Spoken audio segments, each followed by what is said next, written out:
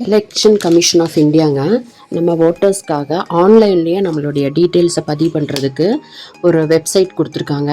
https:/voters.eci.gov.in அப்படிங்கிறத use பண்ணி நம்மளுடைய ஆதார் நம்பரோ மொபைல் நம்பரோ யூஸ் பண்ணி நம்ம உள்ளே போகலாம். உள்ளே போன உடனே நமக்கு ஒரு ஓடிபி வரும். அந்த ஓடிபி என்ட்ரு பண்ணோடனே ஃபில் நியூமரேஷன் ஃபார்ம்னு ஒன்று வருதுங்க. அதை நம்ம பதிவு பண்ணினோன்னா நம்ம அவங்க கேட்குற டீட்டெயில்ஸ் எல்லாம் பதிவு பண்ணின உடனே இ-சைன் ஒரு போர்ட்டலுக்கு வருதுங்க.